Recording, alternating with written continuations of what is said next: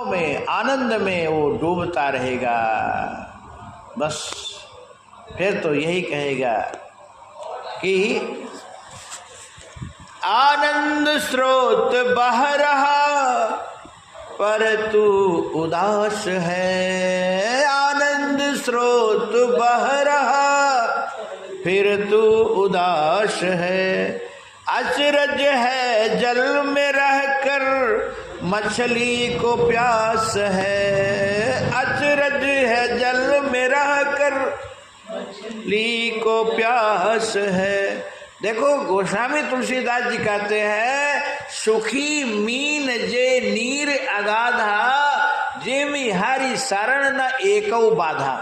कहते मछली जैसे अगाध जल में रहती है, खूब भरे जल में, तो सुखी रहती है, ऐसे जो भगवान के शरण ग्रहण कर लिया है तो वो भी सुखी रहता है, उसको कोई बाधा पहुंचाने वाला नहीं रहता।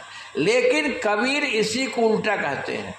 कबीर कह रहे कि मछली जल में है तो भी प्यासी है। अब वो सुन सुन आवत हंसी रे, हमको सुन सुन के हंसी आ रही है। अरे भाई मछली जल में और प्यासी है, तो मछली जल में और प्यासी क्यों है? देखो मछली जल में रहती है, उसका कांटा जो है तो ऐसे लगा रहता है, मछली कांटा होता है गले में, तो वो कांटा जल नहीं जाने देता अंदर, इसलिए मछली प्यासी रहती है।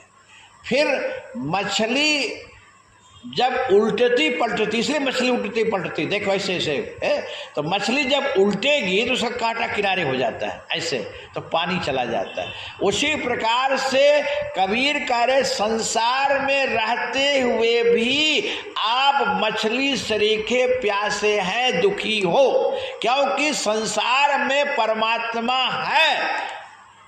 जिसने संसार बनाया वो परमात्मा है, लेकिन हम परमात्मा को नहीं समझ पाए, नहीं प्राप्त कर सके, इसलिए हम दुखी हैं।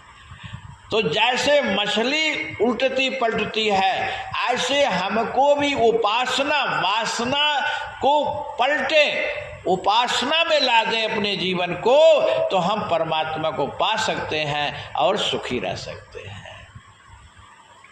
तो यही कहा कि आनंद स्रोत बह रहा पर तू उदास है। आनंद स्रोत बह रहा पर तू उदास है। अचरज है जल में रहकर मछली को प्यास